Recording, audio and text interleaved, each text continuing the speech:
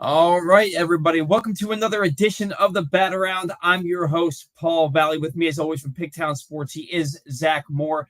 Having some technical difficulties getting things up and running. It looks like everything's running. Maybe it's just the internet speed on my end. So no intro music or anything of the sort, but we are here live coming at you the Sunday after the trade deadline. We are going to get into all the wheelings and dealings and the moves that the Orioles made. Zach, I'm going to lean on you because I don't know much about these players that the Orioles traded for. So we're going to get into it all here in just a minute. We'll remind everybody, today's show brought to you by helpmygamblingproblem.org. If you or a loved one has a gambling problem, call 1-800-GAMBLER or visit helpmygamblingproblem.org for free confidential services. That's 1-800-GAMBLER or visit helpmygamblingproblem.org for free confidential services. All right, man, let's just jump right into it. Orioles at the deadline, between the Bryan Baker trade and the end of the deadline on the 31st, they trade 9 players. Prominent among the position players, Ryan O'Hearn and Ramon Laureano going in the same deal to the San Diego Padres for prospects. This was probably the biggest deal that the Orioles made. They got back 6 prospects in return. Boston Bateman, Brandon Butterworth, Cobb Hightower, Victor Figueroa, Tyson Neighbors, and Tanner Smith. I believe Brandon Butterworth and Victor Figueroa are position players, right? Cobb Hightower is too, isn't he? Yes. Yeah, so they got 3 full position. Well, I guess technically 4 if you count Slater for the Baker trade. Yeah, well, but just for the trade with Laureano and Ryan O'Hearn. Yeah. I think they got 3 and 3. They got 3 pitchers, 3 position players. Boston Bateman is supposed to be the prize centerpiece of this deal. A big 6'7" lefty. Who 6'8", I believe. 6'8". 6'8", 230. Is he 235 or 240? Either way, I think I saw 230. He's built. He's a big dude, left-handed pitcher, 6'8", weighing in a robust 230 pounds, which probably doesn't look that big if you're 6'8". 6'8", yeah. It probably looks like if I weighed like 150 pounds at but he's only 19, 20 years old. He's got plenty of time to put a little bit of frame on him. I think what I thought was the most interesting between the draft and the trades, they now have 6. They have 3 left-handed pitchers that are over 6'7" or taller. Yeah. Not to mention coming out of their bullpen, they've got, from the right-hand side, Tyler Wells is 6'8" and Felix Bautista is 6'8". Now, these guys may never play together for one reason or another. We'll get into all that as we go through the show here today. But the Orioles getting a nice haul. They got 4 players in the Padres' top 30. Now, does that mean as much to you considering how depleted the Padres farm system was, Zach? They were still good players. Boston Bateman he was a prized prospect there. That one actually shocked me, to be completely honest with you. I tweeted it out and I caught some flack for it. I didn't think Ryan O'Hearn was worth a top 10 by himself. I was take the best deal is what I thought, and I didn't think it was going to be in the top 10. I do feel like Laureano was probably a good play for them to get the amount of prospects that they got, plus having that year control. They were kind of starving for a left fielder. So, look, the 2 of them together, that was a good package. I felt like we got a good package back. I would have loved to keep Laureano myself. Me too. Just because of both players. Let me not put it like that, but I would have loved to keep both players. But we were in the position we were in because we stunk at the beginning of the year, flat out. They were playing good baseball. The problem was they just weren't gaining any ground. They had the fourth best record in all of baseball over the last 55 games or something like that. And I think they lost 1 or half a game over 55 games. So, they had to do this. It sucked. I felt like the returns were good. But as we kind of stated, what about 2026? Right.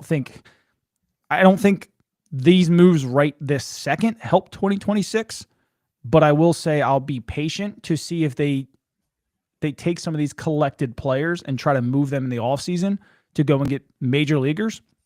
Because, what do people value, right? They value left-handed pitching. They value high-end prospects, middle of the order prospects. Everybody likes a good catcher, a good shortstop, and a good center fielder. What does Mike really prioritize in the draft? Those 3 positions. Yep.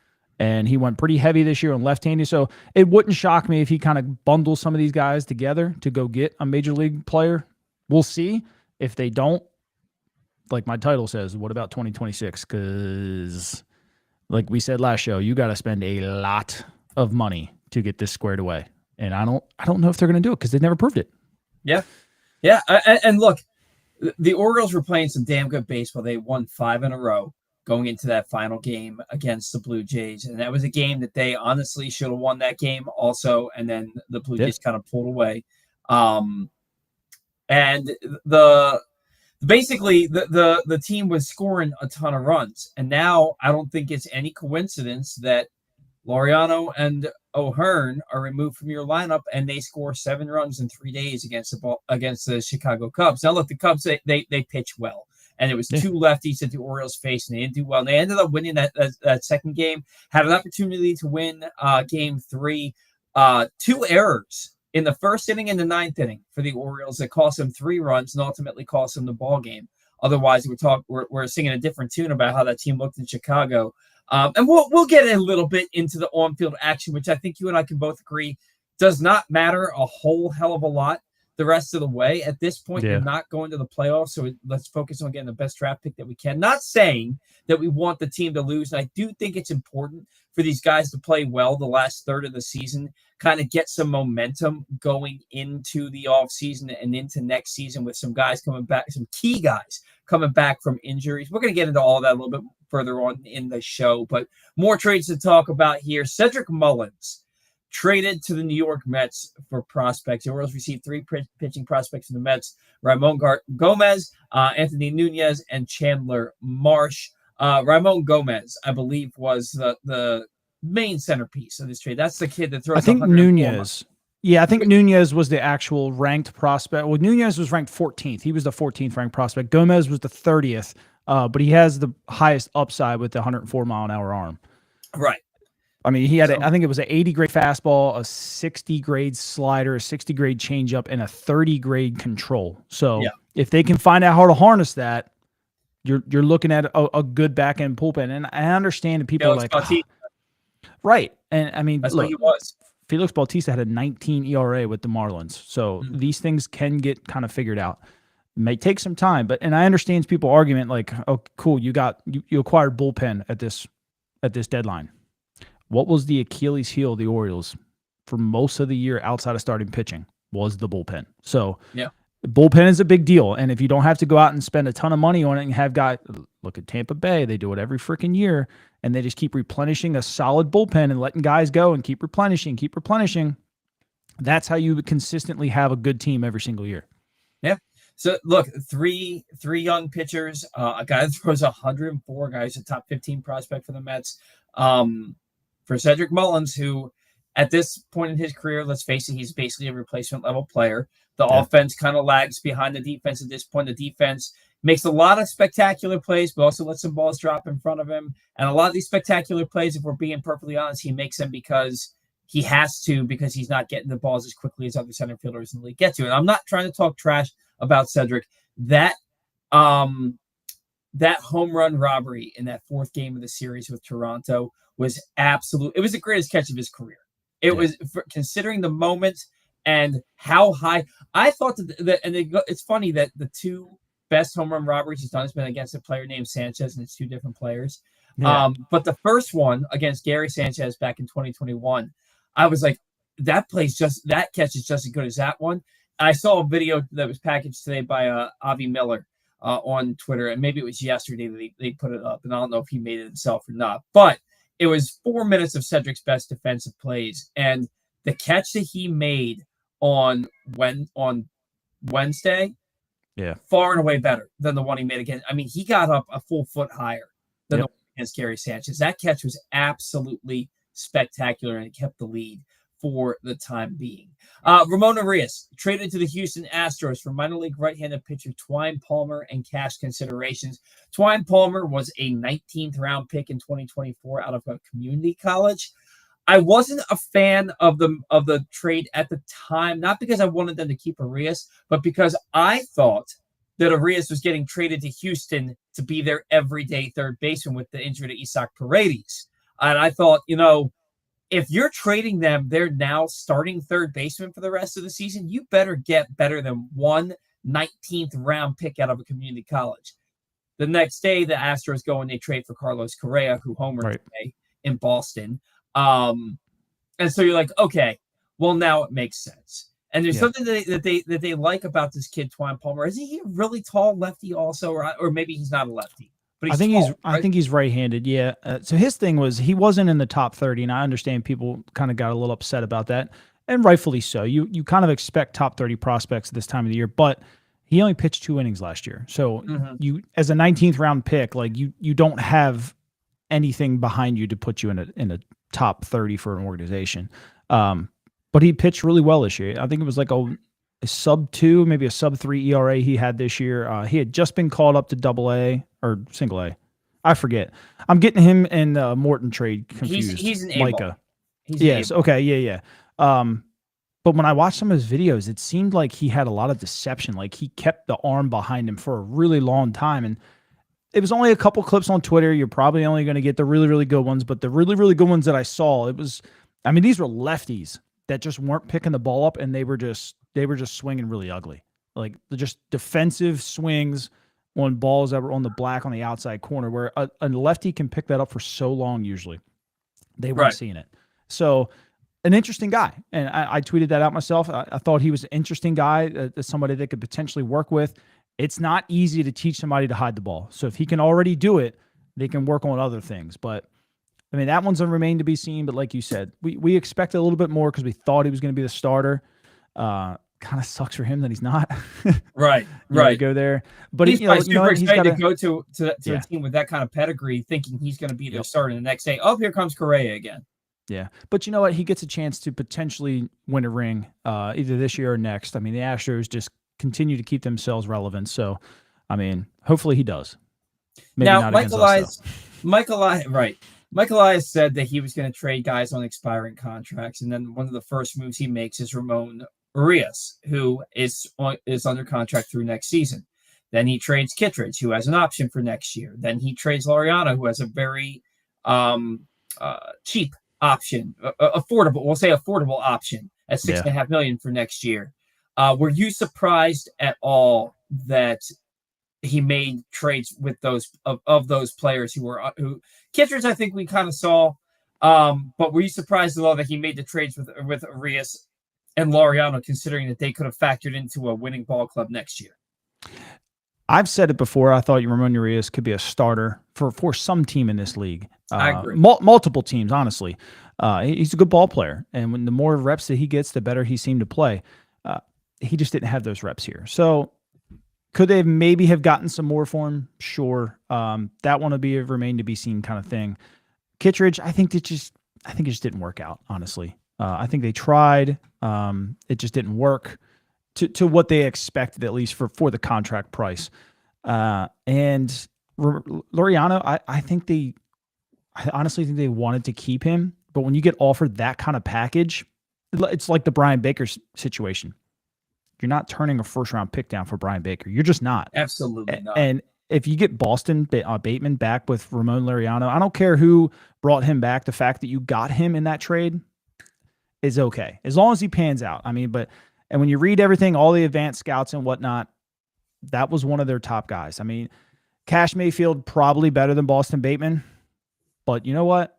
I'm pretty happy with that Bateman return. I think Laureano would be here if that trade didn't rock their socks, and I feel like that trade rocked their socks because it's just what the Padres do.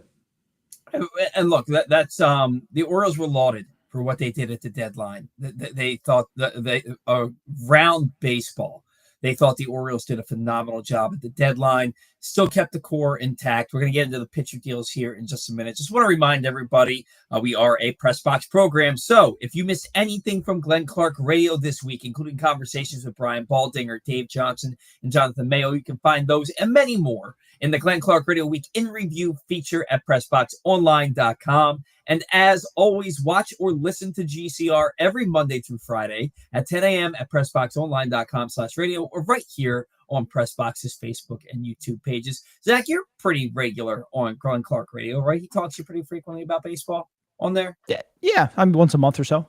Yeah, okay. Yeah, so tune in to hear Zach on there once a month during baseball season, you know? Pitchers that were traded. We already knew Bryan Baker got traded a few weeks back to Tampa Bay for the 37th overall pick in the draft. The Orioles turned that into prep outfielder Slater DeBrun, a.k.a. Lil Slay, who did sign this past week for over slot for $4 million. The slot 37 value was $2.631 million. Yeah. So they get him for about $1.4 million over slot and swayed him to forego his commitment to Vanderbilt. He is widely regarded as the best prep outfielder that came out of the draft this year. So the Orioles got a really solid player in return for Bryan Baker. And in a couple of years, if he's knocking down the door, people will be like, we traded Bryan Baker for this kid? Right. Wow. You know, so we heard a lot of bitching and moaning about it back then when the trade happened, because Baker has 3 years of control, but Baker also has no options, and you just got the best prep outfielder in the draft for Bryan freaking Baker. So I will take it. Seranthony Dominguez, this one hurt. This one hurt for you, Zach. You and I on the show last week were talking about him possibly signing 2-year, $22 to $25 million extension. Instead, he's traded to the Toronto Blue Jays for Jerome Watts Brown. Tony Manzolino, after the game that day, did say, we're really going to miss Seranthony here, and we hope that we can bring him back in the offseason. So there's still a chance that they could bring him back in the offseason. Your thoughts on this trade? I think him and Ryan O'Hearn both are going to get a phone call, potentially multiple phone calls this offseason to come back. And this is where these kind of things kind of maybe sometimes bite you in the butt, because if he really enjoys Toronto and they go on a big run, like, why would you want to come back here? I mean, because you don't have to pay the Canadian tax. I get that, but if you get a chance to win a World Series, and if they keep getting better, I mean, those things play into things. Those are the risks that you take when you let guys go. Watts Brown, he pitched today. He got stung around a little bit. He pitched against his team today. He got stung around a little bit. He went 4 innings, gave up 6 hits, 5 earned, 2 walks, 6 Ks, and 2 home runs. Listen, I'm not. They know who you are. I mean, let's be real. They've been facing you in simulated games all year and whatnot. It's not easy. You want to see better numbers the first time out, but I'm also not gonna already write this kid off. I felt the value was pretty decent there. He helps them. This guy might help us. That's remained to be seen. He's just a double-A guy. There's not much we can really say about it, to be honest with you. It was a guy that I wanted to keep.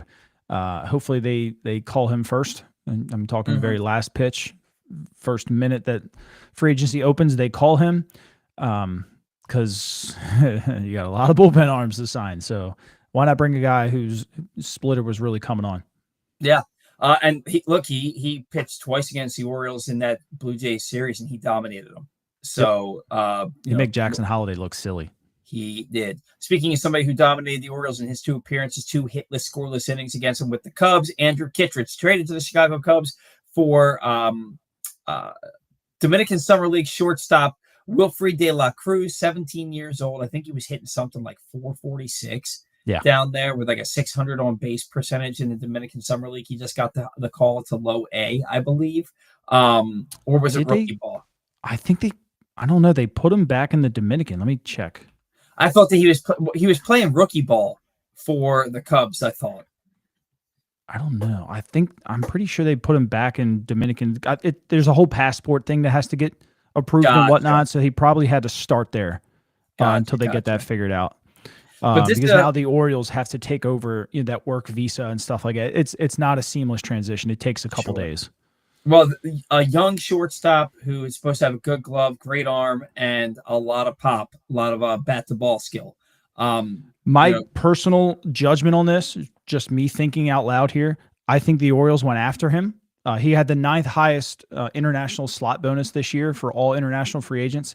He was highly touted. I think Mike probably got outbid, and this was a way to go get a guy that he really, really wanted. It didn't seem like much for them to give up. Now, he did have to pay a little bit of cash considerations for this. That was probably because of the $2.3 million bonus they gave, which would have also been the most for the Orioles. This is a guy they liked, and a lot of scouts like him too. He's got a big body. He's 6'2", 6'3" already at 17. So when I kind of watched him hit, now I know Jonathan Scope wasn't a switch hitter, but this guy, because I played with Scope when he was 16, 17. He reminds me a lot of Jonathan Scope. So if you get that career out of this kid for Andrew Kittredge, whatever. I'll be happy. Yeah, when I saw that for Andrew Kittredge, and I mean, I'm talking about you're probably not picking his option up next year, right? Not the way he performed. Yeah, for 2 months of a reliever, you get a top Dominican teenage player who could turn into something. Yeah, a top 10 Dominican teenage player that could really, really turn into something for you here in the future. I didn't hate that. I didn't hate that move at all. That was one of my favorite trades. Gregory Soto traded to the New York Mets for pitching prospects Wellington Aracena and Cameron Foster. Aracena is the prize. The prize in this. He was dominating low A. Got the call up to Aberdeen after his last start. I think he went something like 4 innings, gave up like 1 hit. He was dominating low A ball, and the Orioles just moved him up to high A. Your thoughts on the return for Gregory Soto? I mean, I watched Foster pitch against the Bay Sox. He's not on anybody's radar at all. When he came in his relief appearance, something caught my eye. Like, they looked dumb in the box, and I don't know if it was deception. I don't know if it was movement. I was a little farther back. I was in general admission, but I remembered the name. And when this trade was announced, remember we had to wait like 2 hours. Maybe it was like an hour or something like that. The only thing I kept saying was, I hope Cam Foster is in this trade, just because he's a guy like a second player, and which he ended up being. A 26-year-old AA player. He is. But he pitched well. He's already pitched for Norfolk. What did he do? I think it was pretty good. So he's gone. Oh, so he pitched again today. So the first outing he gave up none. It looks like today he gave up. Was it 6? Ooh. Was it today? August 1st. He went 4 hits in 1.1 innings, giving up 6. Prior to that, he went 1.1 with 1 hit and 3 strikeouts, and then went 1.1, gave up 4 hits, 6 runs, 3 earned. It looks like with 2 walks and 2 Ks. So that bumped his that ERA back up significantly. But I mean, listen, he is 26. This guy probably gets some time in the bullpen. I don't know if it'll be this year. It might be next year. He's going to be a swing guy. When you need some innings and you next year hopefully have some people in your bullpen that have options, you can swing him in and out kind of thing. Let him get a night kind of thing. Maybe they treat him like Birch Smith, where he was kind of up and down a little bit. We'll see how he ends up panning out. But Aracena, like you said, he was the prize. He was the top 15 prospect that they got. Throws hard. He's young, so hopefully you develop that one. Yeah. So like you said, he got called up to Aberdeen already. They've made a flurry of moves. I mean, right before we went live, Austin O'Verne got moved up to AA. So they're moving guys around, which is great. O'Verne had hit like 6 home runs in his last 8 games or something like that, when he'd only hit like 4 the whole year prior. So they fixed something. They flipped a switch on him. Austin O'Verne could be in the big leagues very soon. It's a lot. He's a guy, I think he's ranked 30th, or was ranked 30th prior to one of the last trades for our top 30. He is he's good. Very, very quick hands, extremely fast. I think he's 1 step slower than Bradfield. He was that guy in the Futures game who had that leadoff triple. Oh, wow. Okay. Against the Yankees. So remember him. He'll be around soon. Nate George won't be too far behind him. So there's going to be a cream of crop when a lot of these guys, Aracena, hopefully Boston Bateman at the same time, it'd be like a whole new team, like ready to come up. So that's what makes me think that a lot of these guys are going to get packaged here for Major League players, either in this offseason or at next year's deadline. For sure. And then finally, and this one, you knew it was coming, and it was like the very last move that the Orioles made, unless you count Dietrich Enns, who pitched today. Yeah. But it was like the last move that the Orioles made when we saw John Heyman posting, Tigers working hard to get one more starting pitcher, and somebody posted, "Is it Charlie Morton?" And it was Charlie Morton, traded to the Tigers for pitching prospect Micah Ashman. I became such a fan of Charlie Morton. He was so thoughtful in his responses to the media. He posted up after every start, no matter how bad it was. And you could tell that he cared. You could tell he cared and was just as upset as we were, probably more upset than we were that he was performing the way that he was. And he really enamored himself with me to the point where I was like, man, I kind of want this guy to stay, But you get a pitching prospect of Micah Ashman for Charlie Morton. He goes to the Tigers. He's actually starting tonight on Sunday Night Baseball for the Tigers. Good for him, getting himself into a pennant race now. That's where he needs to be. At 41 years old, he signed with the Orioles hoping to be in that position this year. Now he gets to go and do that. At this point, the only reason he's still pitching is to try and win a championship at 41 years old. So he gets that opportunity with the Tigers. Any thoughts on Micah Ashman? So he just pitched the other night in Bowie for us. Look, this guy's got a .83 whip on the season. So he was a 2024 guy last year. He was just drafted in the 11th round, 6'7", like I was talking about. He's one of those big guys, the lefty. So he's made 31 appearances. He's got a 1.45 ERA this year between single A and double A. 43 innings pitched, 51 Ks. So you got a guy who's got a couple saves under his belt. He's got a low whip. I mean, strikeout, he's striking guys out, but he's only 91, 93. He kind of sits around 92 with the sinker. I've seen some people saying like, oh, that's it. But when you're 6'7", and you're getting some good extension, like that 92, 93 looks a hell of a lot faster. So he's a guy that I would, if he's a bullpen guy, whatever. I don't know if they're going to try to extend him. Does not look like he's made a single start at all in his minor league career. But he has a career whip at .83, which is incredible. So, I mean, I'll take it, right? His first year last year, he pitched 5 games in Lake Elsinore. He only gave up 3 runs. Had 9 Ks to just 2 walks. So far this year and overall in the minors, just 11 walks to 51 Ks. 11. That's incredible. So, again, most of our minor leagues has an issue throwing strikes. So they went and got a guy who throws a lot of strikes. He's tall. Reminds you of maybe like a left-handed Tyler Wells where he just gets that long extension.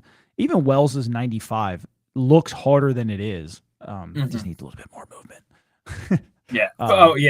Absolutely. That's why he gives up so many home runs.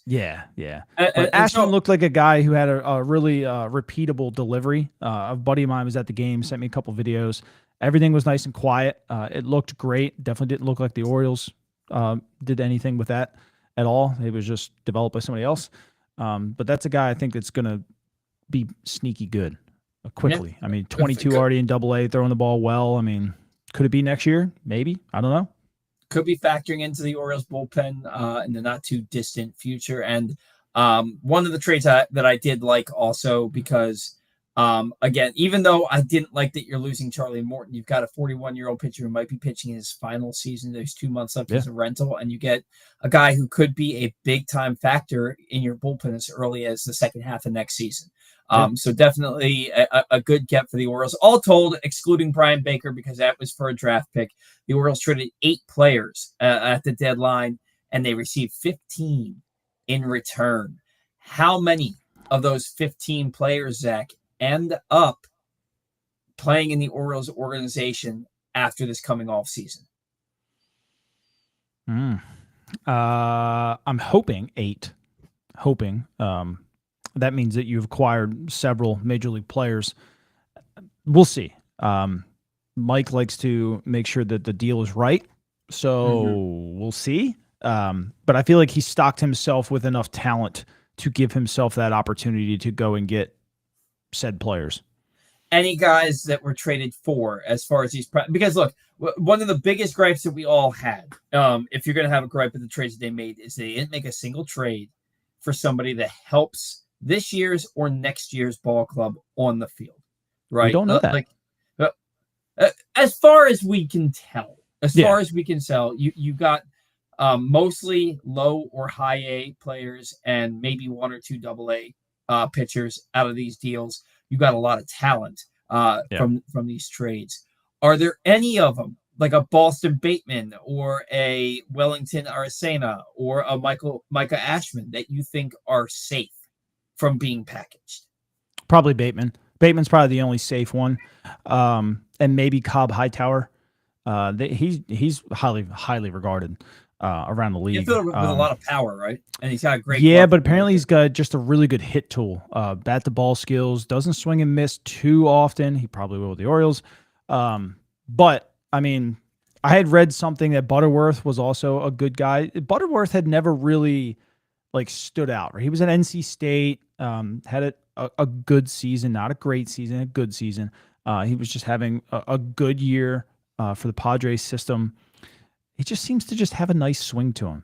Hit his first AA home run today. And it's he's one that might shock people. He kind of reminds me a little bit of like Matthew Etzel, who might get hot enough to move, and then whatever happens after that, I don't care. Just get him hot enough. But Hightower, Cobb is going to be hopefully pretty good, and then I'm interested in this Figueroa guy, the first baseman. Like, we didn't even need a first baseman at all, but this kid can just hit. And I'm all about, if you hit, just hit. I don't care how. So, I mean, he's a big dude, and he's young. Was he like 20 or something like that? I think he's already hit his 8th or 9th home run of the season this year in high A. So he's in Aberdeen for us. So we'll see. I mean, he just has that beautiful left-handed swing, and he's a little bit bulkier. He's not going to run very well. They said his arm is terrible. His glove isn't that great either. First, but look, when you hit, they find a solid spot for you on the field. So for sure, just keep hitting. Just keep hitting. For sure. Today's show brought to you by Game Day Men's Health. If you're feeling sluggish, unfocused, or not like yourself, it could be low testosterone. At Game Day Men's Health, they specialize in testosterone replacement therapy to help men boost energy, improve mood, and regain confidence. Our treatments, including testosterone cypionate, are safe, natural, and tailored to fit your lifestyle with weekly injections or pellet therapy. You can call Game Day Men's Health at 3 different locations. Owings Mills at 443-264-4454, Columbia at 443-266-3505, or Frederick at 240-931-3717, or simply visit GameDayMen'sHealth.com and ask them about a complimentary testosterone test. Couple of things that any players that we talked about this right before the show. Are there any players who you think should have been traded at this deadline? I know Joe just asked, is Heston Kjerstad on this team in 2026? I think for Kjerstad's sake, I would have traded him just to give him a chance somewhere else, kind of like what they did with Kyle Stowers. And I think they held on to him because of Kyle Stowers, because Kyle figured it out. But Heston is getting that same kind of treatment right now. I feel like a fresh start would have been good for him as a person. So I was kind of hoping he would get traded. I love him here. I still think he's going to hit someday. They decided to keep on to him. Again, I still think he's going to hit someday. So somehow he's going to have to hit his way back into the rotation at this point. But I still think he's going to get a shot at some point just because he was a 2nd overall pick. So I would have liked to seen him go. I think depending I like Creed. I thought Creed Willems would have probably netted you something pretty decent back, minor to minor trade, kind of like what they did with Patrick Riley and Billy Cook. I thought he could potentially have gotten you a pretty decent arm, a AA catcher who's hitting pretty well, has got pretty good defense. Don't really have a whole lot of room for him, so I would have thought maybe they would have done some more minor to minor trades. They didn't, but I don't know. We'll see. Those are the only 2 guys. I mean, big league wise, they traded pretty much anybody else. I mean, they kept the core intact of what they're going to run back with 2026. They just got to add a couple utility players at this point. And then, like you and I talked about, a big bat. They've opened the roster spots up to sign a couple big bats if they wanted to, up to 2 of them. But for the most part, I mean, they're drafted Orioles that are going to play in 2026, and he kept them all. So I wouldn't have traded any one of them anyway. So for me, and you just said you wouldn't trade any one of them, I would have traded Colton Cowser. And if the return was good enough, yeah. I thought they should have traded him last offseason because I didn't think his value was ever going to be any higher than a season where he finished 2nd in Rookie of the Year voting and hit 24 home runs. Look, it's not that I don't like Colton Cowser, but Colton Cowser is living off of 3 hot stretches in his career. He's had he had 48 games, and he had a 3-week stretch and 2-week stretch, one in April, one in July last year, where in those 48 games he slashed, and then a 9-game stretch this year. So 48 games over those 3 hot stretches, he slashed 358, 415, 701, 1116. There were 182 other games in his career. So just about 80% of his games otherwise, his slash line 186, 276, 330, 606, 202 strikeouts, 18 home runs, and 62 walks. That's awful. Yeah. It's absolutely awful. He's got a 96th percentile arm and a 62nd percentile arm ranking, which shows you that despite having a strong arm, his arm doesn't do much. And this year, his outs above average defensively, -2. -2. So he's not, his strikeout rate has gone up. He's cut his walk rate in half this year. He's just not hitting. And the defense has been fine, but it hasn't been good enough to justify, in my opinion, him being in the lineup. And I think that you could have traded him last offseason, got a really solid haul for him. I still think you could have gotten a haul for him at the deadline. They kept him, and I'm not upset that they kept him, but the dude hasn't hit in 6 weeks. Yeah. And at some point, you got to figure out what's going on with him.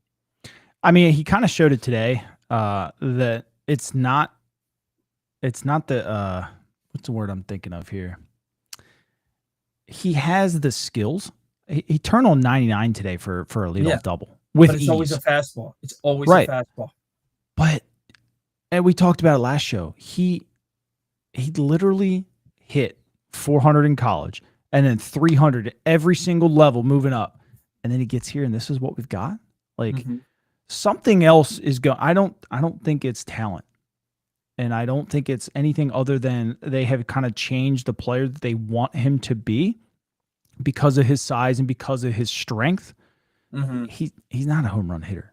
He's a put it in play, use his speed. You know, that's his game. Drive the gaps, and if a couple of them get out, then they do. But I think they want him with his power to swing for the fence.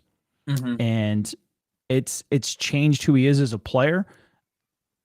I'm guessing here. I'm completely guessing. No, I'm just looking at really a guy. Accurate though. It's right because he was a spray hitter. He was a guy who hit the ball all over the field, over the field, entire college and minor league career. I think you may be spot on. And it just sucks because are we robbing how good Colton Cowser could be by asking him to try to hit 25 home runs, 30 home runs? Let him hit 15 and hit near 270, 280. He's got it in him. The hands are fast. We see it. Some of the swings are ugly. I'll admit that. Some of the swings are really, really ugly.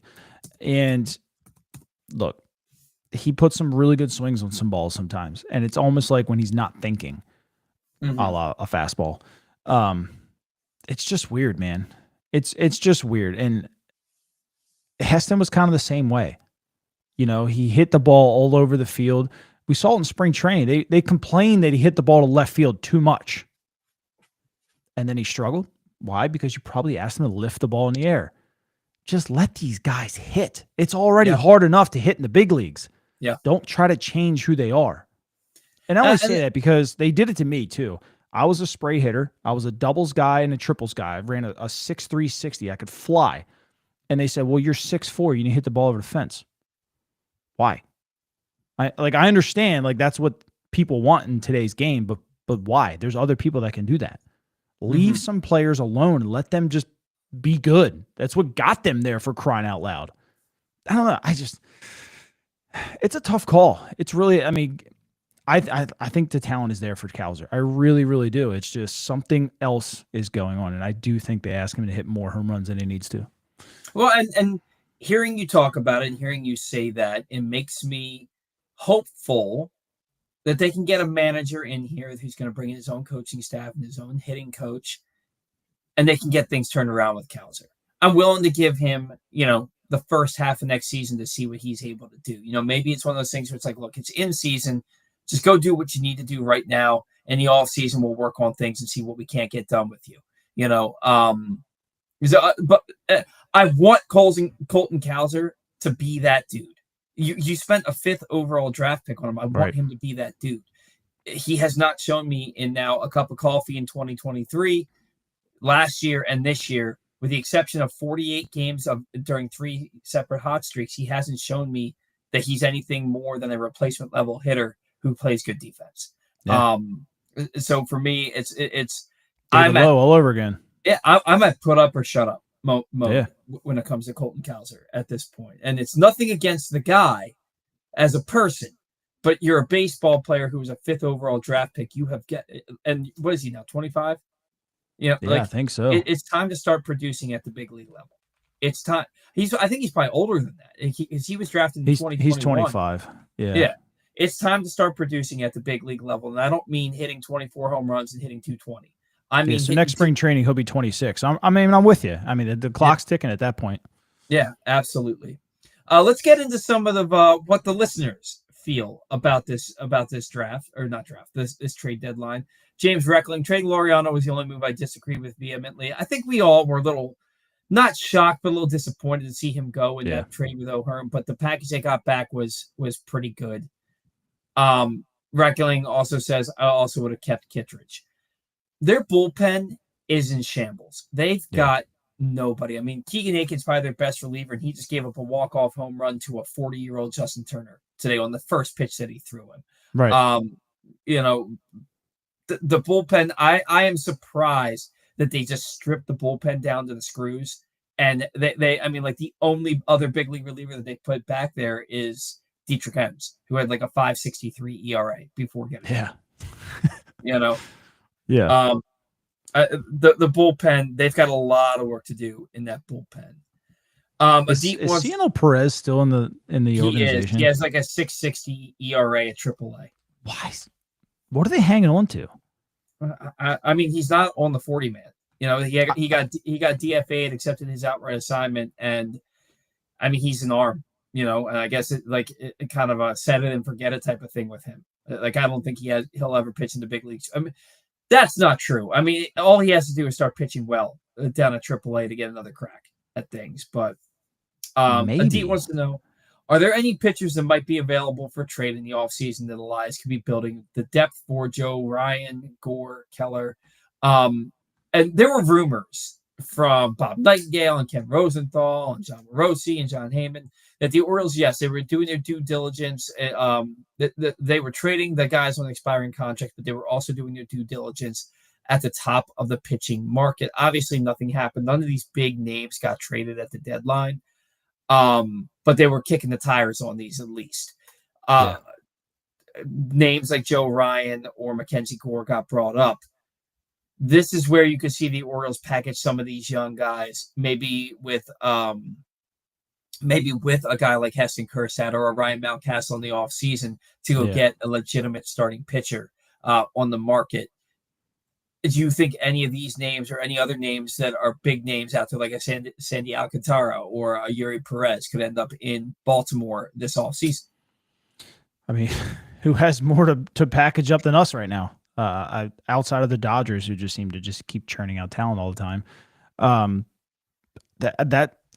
think he built himself up for this moment. Now it's just put up or shut up. So you can't hoard all these guys forever. I mean, you're never going to beat the allegations if you don't make these kind of trades that you hoard prospects. So you gave yourself a lot of depth, a lot of competition here. And even if you traded 5 of them, I don't think they would feel it in the minor leagues because they have given themselves so much depth here. And not to mention, I mean, Chesapeake and Bowie pitching-wise was bad, really bad. So they bolstered that up in certain areas. You got to try. You absolutely have to try for all 3 mentioned. And then the 2 that you mentioned, I would also try for Jose Soriano. I think he's probably going to potentially cost the most because he's having another pretty solid year and he's still young. Got to try. Try. This is what separates us from the good teams is this move right here in the beginning of the offseason. So, New York's going to try. LA is going to try. Houston's going to try with what they have left. You better be right in there. And you're going to have to at least get one of them. Yeah, and you're going to have to go get a bopper. Whether it's Pete Alonso, Kyle Schwarber, who I think is going to just stay with the Phillies anyway, Kyle Tucker. there's a bat out there that you have got to bring in. You cannot go into the next season saying, well, if Kobe Mayo takes the next step forward, or if Samuel Basayo is who we think he is, or if Dylan Beavers gets up here and plays to his potential, you have to get a dude that imposes fear in the opposing pitcher. That makes they tried that this year and it didn't work. Yeah, and that player can't be Tyler freaking O'Neill. Right. I liked O'Neill, and I thought O'Neill would have been a solid complement player to what we would have. But if they would have landed Pete Alonso this year, they would have made Tyler O'Neill signing fine. Right. I don't think anybody would have complained. Even if he missed time, they wouldn't have complained. But because he was the guy, everybody complained. Well, and that's the thing. The fact that we were talking about, if he gives you 120 games, we were already penciling him in for 40 missed games. Right. Steve Nicholson wants to know, do you guys think Elias is done if next year's if they miss the playoffs next year, he'll never get another job again. It's not 10 games below 500. If they miss the playoffs next year, Mike Elias does not have a job in Baltimore. He's going to get this offseason. He's going to get this offseason. He's going to be here to start next year.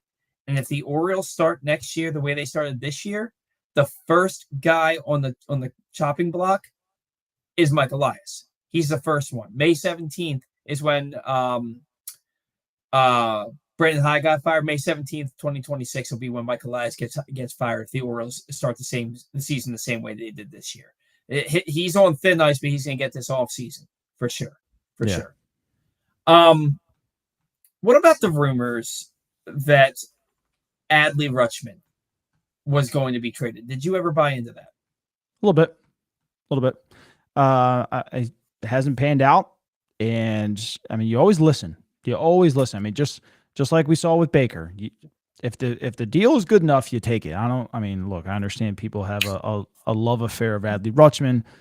He hasn't done anything to warrant a long-term deal here. I would have been completely fine with it. To be at least the majors in the doubles since coming off the IL on Monday. Cool. I mean, Look, that would be doing something to warrant your time here. Prior to that, it's been pretty damn ugly since this time last year. So, I mean, and it wasn't like it was just a 100 or 200 at bat stretch. We were going into 400, 500 at bats here, and he was just downright awful. No, it was it was over 500 bats. It was a full calendar year. Yeah, he hit 218 over a full calendar year. Joe Recky, I think the Orioles still make a run. I think that if they're going to do that, they're going to have to win a lot of ball games, like either 9-7 or get 7-8 innings out of their starting pitchers, because that bullpen is garbage. Bullpen. I mean, we saw it today. Were you surprised that Brandon Young, considering where the Orioles are, what they just did at the deadline, that Tony Manzolino came out there and took him out after 4 2/3 innings at 80 pitches? I was. It was a head scratcher. I was a little pissed. Actually. I was like, what are you doing? Yeah. What know where you are. What are you thinking right now? And I was shocked to see their guy come out. Was he an opener or something? Like, they were talking like that he was ready to come out. Like, I didn't understand it. He was also around 80 pitches as well. And I'm like, wondering if maybe he was coming off injury. I don't know. I don't know. But pulling Brandon Young in that situation for Dietrich Enns. And look, he got out of that inning, but then he comes in the next inning and he pulls Andrew Kittredge. He gets 2 quick outs and then gives up 3 straight base hits to allow a run to score. And now you're losing again. Now it's 3-2. Right. And the Orioles ended up tying the game in the 9th inning off the RBI double from some guy named Ryan Noda, but who they just picked up, I think, today. But then the bullpen comes in, an error by Jordan Westbrook's first error of the year, by the way. Yeah, at any that was position. ugly. His first error of the season pulls Mayo off the bag, and then the first pitch that Keegan Aiken throws to Justin Turner, big 2-run walk-off homer for the. We still don't have a walk-off home run in Baltimore, a walk-off hit in Baltimore this year. Walk-off in general. The Bananas have more than we do. Yeah, right. Adit, 6 pitchers with the waiver claim of Carson Ragsdale. They're 6'8". Giles, Ragsdale, Felix Wells, DeWeerza, and Bateman. Oh, he's talking about overall. Okay. Yeah. Overall in the system. Yeah, I mean, they got a type. I mean, they've been accused of having a type before, so. Yeah. What else was I going to say? Let's touch on Cade Stroud for a minute. Okay. You know, when he's come back now from the minors, he's pitched 5 innings, hasn't given up a run yet.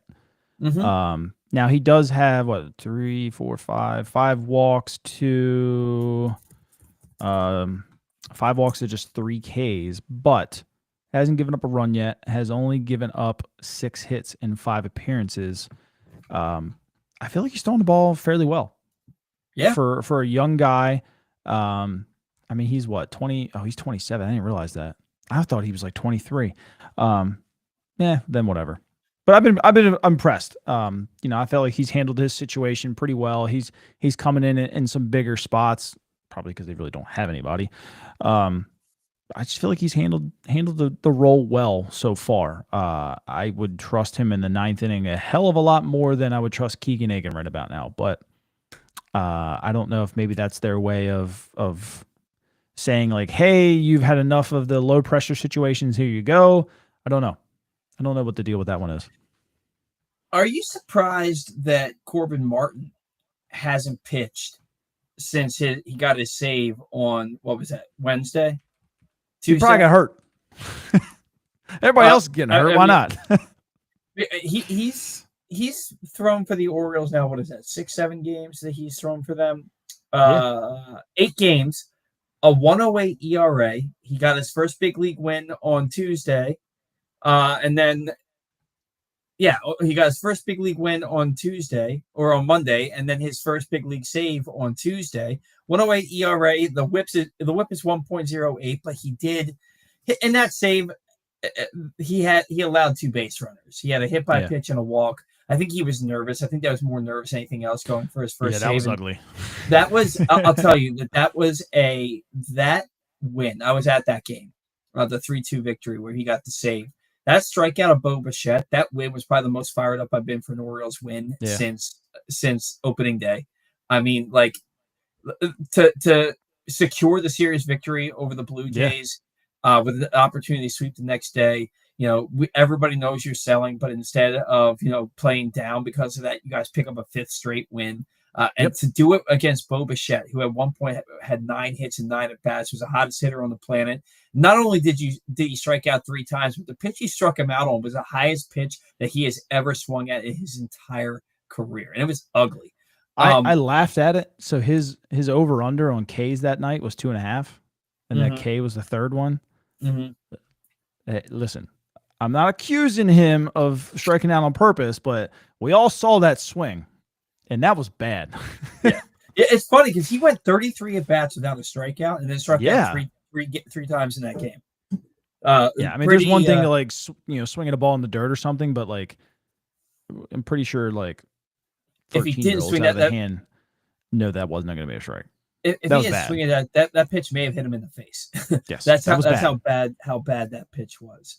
Yeah. Want to get into and the Orioles bullpen. Ryan Presley just got released by who was it? Was it the Cubs? The Cubs. I think they just released him. Why?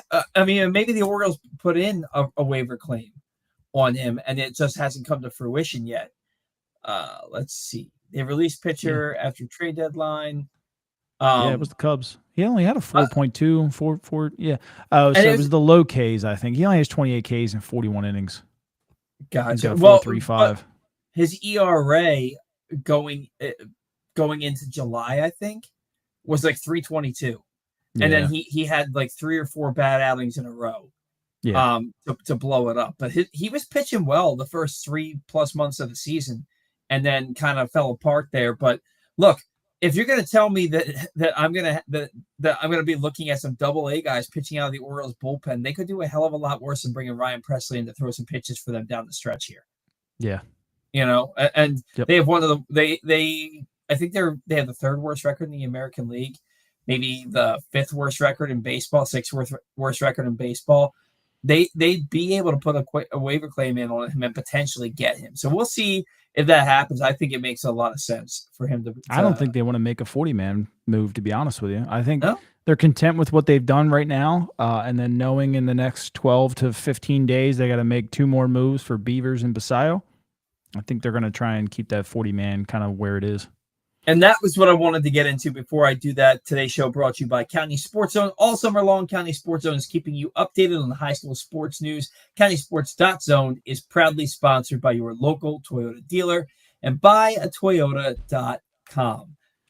I was convinced that the Orioles were bringing Beavers up on Friday. There was even a post that said that he was on his way to Chicago. Apparently, that was a fake I think post. that guy. Yeah, I think he's a fake reporter, so to say.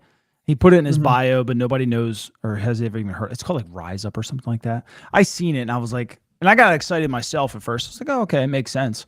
Are they protecting the PPI for him too? I don't know. He's not even in the top 100 yet, but right. I think that they are. He had another 2 home runs today. He's been tearing it up. He's cut down his strikeouts. He's slugging and hitting at a higher rate than he ever has in his minor league career. His bat speed looks incredible. I mean, we watched an infielder, a utility infielder, and Jeremiah Jackson play right field and drop a baseball in the first play of the game today. You know, we watched, like where he dropped one yesterday too. Or no, dropped it, but he had that weird like slide in between kind of thing. Just it was a tough play. I mean, yeah. I don't think a real outfielder dives for that. I'll just and then we're watching Jordan Adams play at this level right now, and we got a guy named Ryan Noda getting an RBI double for you. Better know that name, right? Right. I thought it was like Ryan, you're gonna get a big hit, no duh, right? Yeah. But Basayo, I understand he's not coming up till the middle of the month. I get that. Beavers, I expected to see him. The fact he's not here was a head scratcher. But I think somebody pointed out, and I think that the idea is he will probably be a top 100 prospect to start next season. It's better to be safe than sorry for 12 days. Yeah. So, and with that in mind, like I'm not surprised. I was surprised that Beavers isn't here. I'm not surprised that Basayo isn't here yet. Somebody, Joe Radke, he said, I think the Orioles still make a run. I think that's very wishful thinking. But do you think that, let's talk about it, though. You're going to have a rotation potentially a few weeks from now that's going to consist of Kyle Bradish, Trevor Rogers, Tomoyuki Sagano, Dean Kramer, and probably Brandon Young. Who's the other look, guy? I think Young has right now jumped Cade Povich. But I wouldn't be shocked to see Povich back in the bullpen. Who was there? Was somebody else that I was thinking of? Oh, Zach McDermott. Eflin. Oh, Eflin, Zach Eflin. So a few weeks from now, if Eflin comes off the IL, you've got a rotation that lines up as Bradish, Rogers, Eflin, Sagano, Kramer. You move Povich, Brandon Young, Tyler Wells to the bullpen. Maybe get Albert Suarez, who's about to start going on a rehab assignment. You move him to the bullpen. You call up Basayo, you call up Beavers. I don't know that the Orioles are going to make a run that's going to get them back in the playoff contention. When I say I don't know, they're not going to do that. There's less than 2 months left in the season. It's not going to happen. Yeah. Can this team still make a run with the roster that they have if they make those moves that we're talking about, moving those guys to the bullpen, calling up some of these guys? Can they make that run and get themselves back into 500? Because I think the most important thing for this team, from an on-field perspective, because I think Michael Elias wants them to lose as much as possible, so that he can get a higher draft pick and be put into that overall top pick. He's got it locked up. It's top 10, right? Goes into lottery. Yeah, or worst 10, I should say. Yeah. So when I look at this, can the Orioles still make a run if they do those things that we just discussed? And I want to say yes. Me all year would have said yes. Right. And I think it would bode well for them to move into 2026 coming off a stretch of baseball, let's say a 6-week stretch of baseball to end the season, where they're 8 to 10 games above 500. They get back to 500. They finish the season strong. I think that just makes them, and they do that. Their record since May 24th, one of the top 4 or 5 in the game. Yeah. They do that. They make it like they're going to be really confident heading into spring training next year. And if they can stay healthy, and that's a big if, it could be a catapult for this team to hit the ground running in 2026 and be serious World Series contenders. Your thoughts? I think a successful season would be to get 6 games under. Like I said, beginning of this whole year, I've been overly confident of this team. Bad teams find a way to lose, and like we saw today, they found a way to lose. Yeah, I think they're still going to continue to find ways to lose. They're still not hitting enough to where we expect this kind of core of lineup to still hit. I understand, after the trade deadline, you traded veterans and whatnot. Listen, you still have Jordan Westburg, you still have Gunnar Henderson, you still have Jackson Holliday, and you still have Adley Rutschman, and you're still only scoring 3 to 4 runs a game. That's not going to cut it in the big leagues. So, yes, you can get all those guys back. Yes, we want them to get some kind of, up kick into next year or whatever. Still a bad baseball team right now. We'll see. I mean, getting some of them guys back may help the confidence a little bit. It's still coming down to the hitting. I mean, as much as we complain about the pitching, how often are we watching this team go scoreless or score 1-2 runs a game? Like, this offense is better than that. It's crazy because they scored 66 runs in 7 games. Right. But then they traded 2 of their best offensive players in O'Hearn, and more so, in my opinion, Laureano. O'Hearn hit like 218 since June 1st.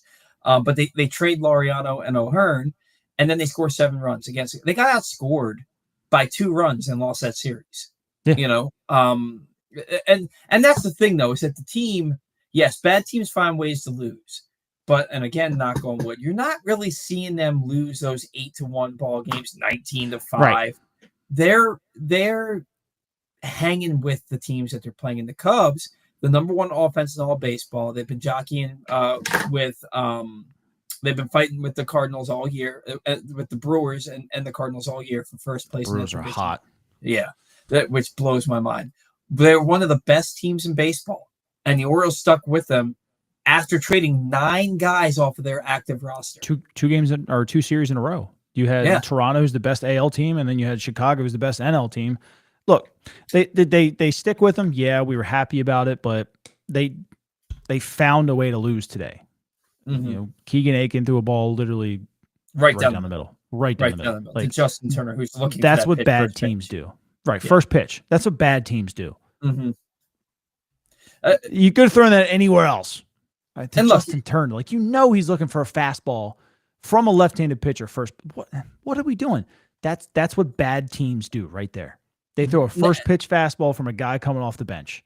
Now you're headed to Philly. You're headed to Philly to face a good Phillies team, and then you come home. You're playing the Athletics. I expect them to still play competitively for the rest of the year. I just don't know if they have it in their blood system right now to just stop doing dumb things. Right. And look, the fact that they're playing competitively, they lost that game today, and I wasn't even upset.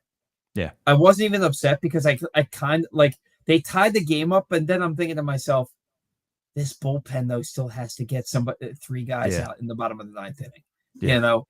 And so the fact that they lost the game, it's like I could choose to be upset about this, but they just traded 9 guys off of their active roster out of their rotation, bullpen, and lineup. 9 guys combined. They're still playing competitive baseball.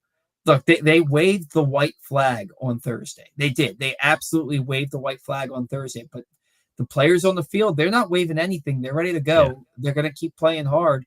So you get to watch a team that's going to get healthy down the stretch, a team that's going to play hard, that's going to play competitive baseball, and they're going to get some key players back and get some key call-ups here. It's going to be exciting. Yeah. Let's hope they get guys back healthy. Well, this team has really struggled this year to keep guys healthy. Right. That's what I'm worried about too. They played more games this past week with Adley Rutschman, Gunnar Henderson, Colton Cowser, Jordan Westburg, and Jackson Holliday in the lineup than they had all season combined prior to this week. So look, it's going to be a hopefully a fun stretch of baseball for the Orioles to end the season. Hopefully they can stay healthy and get some of these guys back and some call-ups going and give us something to root for. And then, all hands on deck in the offseason. They've got to spend, they've got to make some savvy trades. They're probably going to have to spend $300 million in this offseason to get to supplement this roster. And then hopefully after the winter meetings, or will they? I have to Can believe they? that they Yes. will. I have to believe that they will. I don't think Mike Elias has a choice. Yeah. I don't think if he goes into this offseason operating the way he has every other offseason, they're screwed. And more importantly, he's screwed. He has to go out and spend a ton of money this offseason, make a ton of trades. They've got to fill they've got to sign probably 3 starters. They've got to fill 4 minimum 4 bullpen spots, if not more. And they probably got to sign one, if not probably, they have to sign 1, if not 2 veteran legitimate bats for their order to get to right this ship. Yeah. So any other comments you want to go over before we get out of here? Yeah, Jason Spears, pretty recent one here. Defense is a major problem. Team plays atrocious defense. They do. A lot of that is guys playing out of position. At least this series was with Jackson out in right field. Mm-hmm. Tyler O'Neill sick again apparently. I had heard grumblings of potentially a stomach bug, but it wasn't really confirmed. They didn't really talk about it. But just a lot of just dumb mistakes defensively, and that goes back to just being a bad baseball team and finding ways to lose. So we really aren't used to that. Even when this team was bad, like while we were tanking, they still played good defense. So I think we're all starting to see it. The defense has really hit a sharp decline. It has gotten better from Gunnar Henderson. Yeah. He's definitely, squaring the ball up more in the center of his body, setting his feet a little bit more. Arm angle looks great. So, I mean, like you said, Westberg, first one today. We're not going to count them too often. I think Gunnar was in that conversation late last year, early this year a little bit. Cowser, I think, has been playing fairly good. It's the rest. I mean, you're going to get what you're going to get out of Mayo at first base. There's going to be some balls that you would have expected guys to pick in previous years. That's just not going to happen. He's still learning. He's got a long way to go to learn. Good experience for him here for the rest of the way. If they keep him there when Mountcastle comes back tomorrow, we'll see. I mean, defensively, a catcher all year, we've just seen just atrocious catching, just trying to catch the ball. I mean, that's the title. Alex Jackson has looked good, in my opinion. He is. He's got a strong arm. All the throws that are coming into the plate, we've had a lot of plays at the plate recently where it's coming out in the Orioles' favor. He's catching them. He's catching all the balls and getting the tags down. And I've been impressed by that. Gunnar, I think he's gone through like 160 chances without an error. Like he's it's up playing 175 now. Yeah, he's playing elite defense over there at shortstop, and I really do think they made a point of emphasis with him to literally, like you saw the running play today. That was a slow chopper that he had to make that running play on, but like a routine ground ball, he's squaring up, making sure he's setting his feet, making sure he's getting a strong, accurate throw. Like the defense is markedly better from Gunnar from last year to this year. I noticed that 2 months ago. That he's been playing a lot better. So Jackson Holiday, I don't know how much longer you. If it's me, he's not a good second baseman. He's not a good second baseman. Nothing looks natural for him over there. He never makes. I don't ever see him make that spectacular play at second base. Anytime he makes a diving play, something happens where he drops the baseball. Yeah. Right. Or you'll see him. Instead of making a dive for a ball, he'll slide on his ass to try and get to it, and it gets by him. Like he's fine. He's fine at second base, and that the hit tool is going to be such that you will accept the lackluster defense from him because he fields the balls he should, for the most part. But I don't know if a move to the outfield's in his future or if a move for Westberg to the outfield, sliding Gunnar over to the third. But this is Gunnar's team. Gunnar's not moving off the shorts. This is Gunnar's team, and I've seen some people say Gunnar, and James Reckling put it in there, Holiday be at shortstop. The difference between Holiday and Gunnar, Holiday might look a little bit more better there at short, and Gunnar might look a little bit better at third. The difference is the arm strength. Yeah, 100%. That Gunnar can fire that ball over there 99, 100 miles an hour probably. Jackson would be like 92. And it doesn't sound like much, but how often do we see these challengeable plays or those bang-bang plays? Jackson's going to miss that. He's going to miss that half-step throw because Gunnar's arm strength is just that much better. I don't think that Jackson's glove is that much better than Gunnar's for me to make that change when I'm losing on just routine double plays that Jackson's just not going to be able to throw a guy out on. Right. And look, Jackson's going to keep improving at second base as he gets older and matures and still adds size to his body. Because again, he just turned 21 in December, right? Yeah. Like he's still he's gonna get better.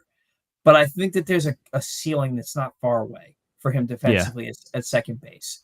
And so, which also, I don't know. But that's the other thing. If you keep him here and you keep him playing second base for 6 years, I don't know that another team's going to move him to shortstop when he signs his next contract. Right. If he doesn't sign with the Orioles. So I don't know what the deal is with Jackson. I'm not impressed with him at second base, but I also know that like he's got to play somewhere. And what better place than second base where you can make up for, as long as he catches the ball as he's supposed to, he's going to be fine. So, yep. Hey, what else you got for us today, Zach? Anything else before we get out of here? I'm thinking that both the wives will appreciate us getting out of here before 10 o'clock. Yeah, probably. I don't know.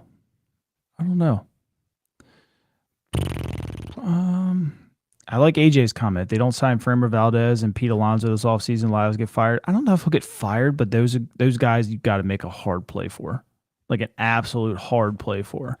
You got to open up your checkbook for at least one person, blank check, and then you got to go after the crop in the free agency isn't terribly strong. There's some good players, but you have to realize what you're going against for that crop. And there's not enough, I should say.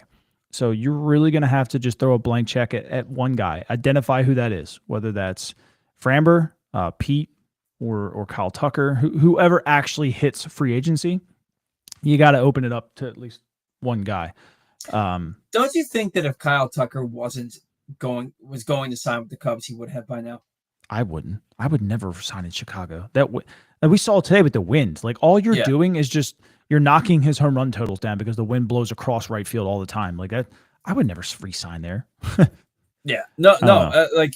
Trust me, I totally understand that, and I feel like he didn't have a great series. He did not have a great series. I think he had 2 hits today, but I think he was 1 for 8 coming in.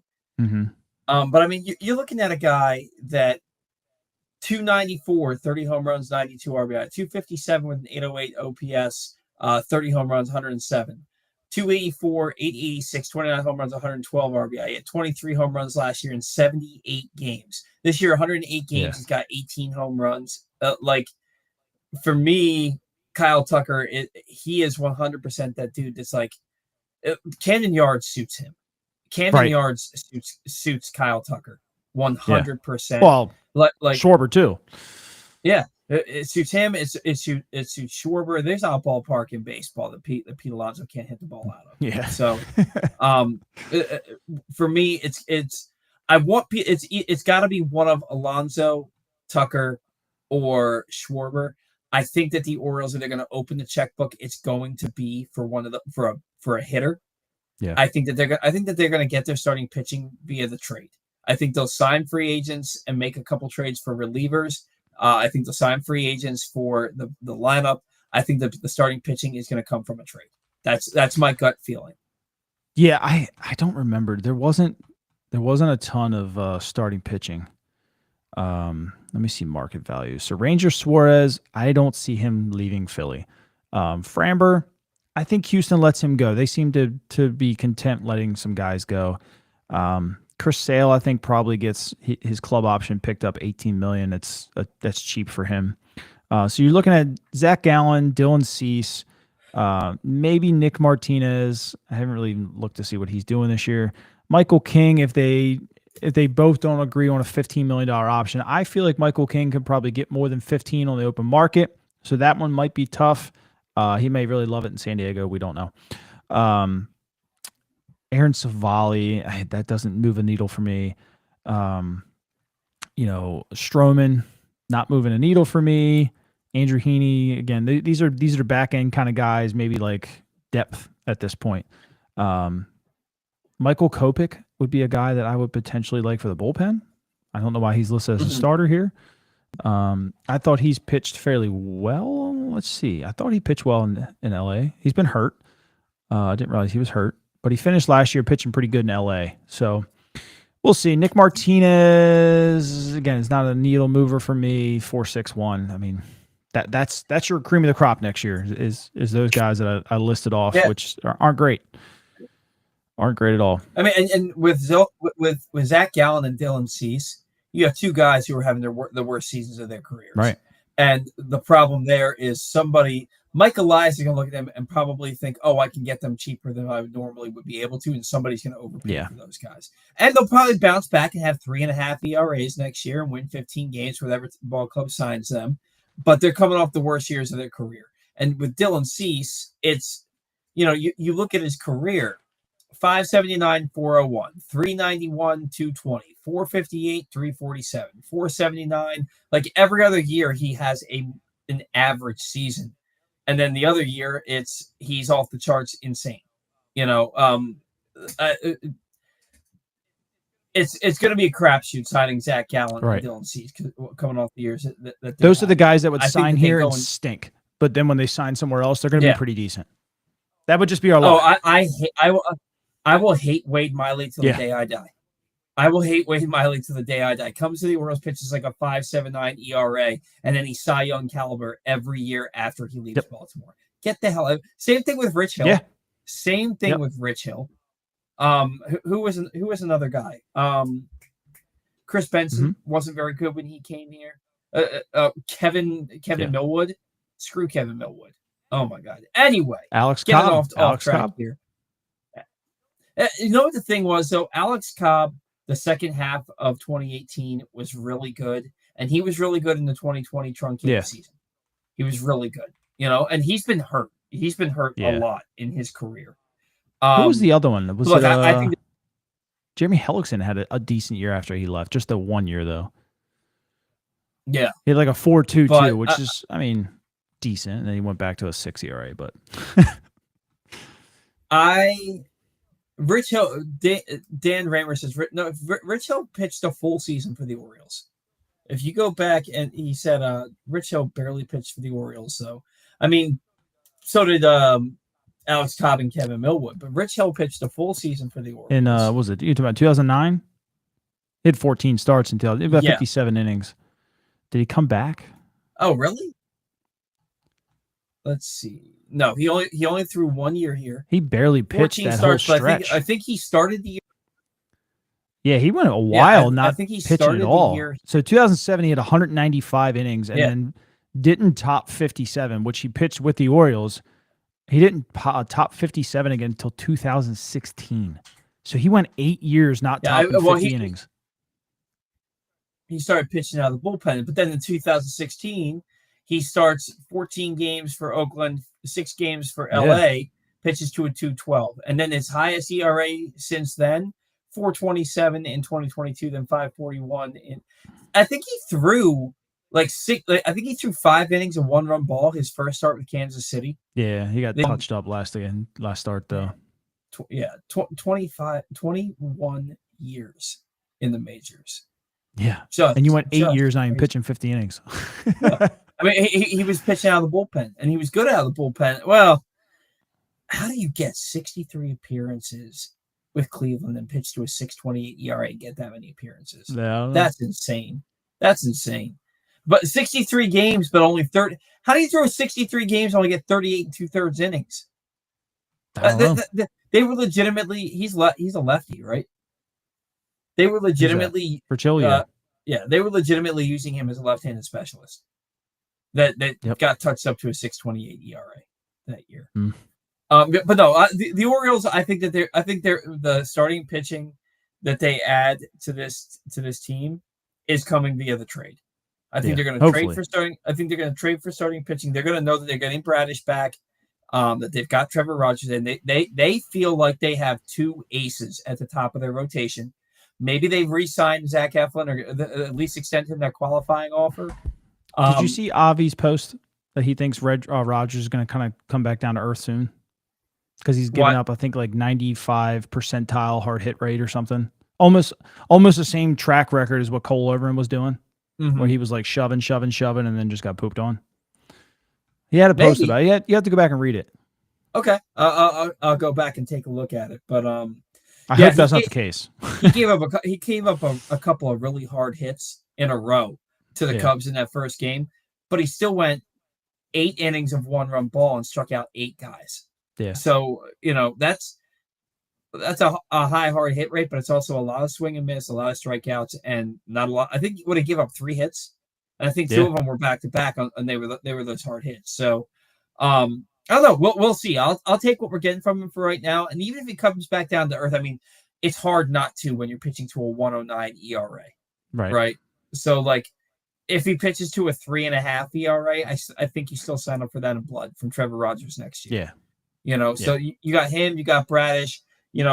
Kramer is going to be your number 5 next year, and I think that they're going to extend the qualifying offer to Eflin. I think Sagano is probably as good as gone, and then and I think they're going to add a starting pitcher too in. And you never know, they may package Dean Kramer. If you make a trade with Washington for Mackenzie Gore and you give them Dean Kramer who can slide into the rotation as part of a package, I think that could get it done. But I think that the top starting pitchers they had in the offseason definitely come from a trade. So yeah, hopefully. Like that's going to do it for us here on the Bat Around. Thank you to all of our sponsors. Without you, we do not have a show. Thank you to all of our loyal listeners, viewers, friends. Without you, we 100% do not have a show. So thank you so much for tuning in, especially to our trade deadline special, so to speak, here. Zach, thank you as always for your great expertise and analysis. We will talk next week. Until next week, see ya.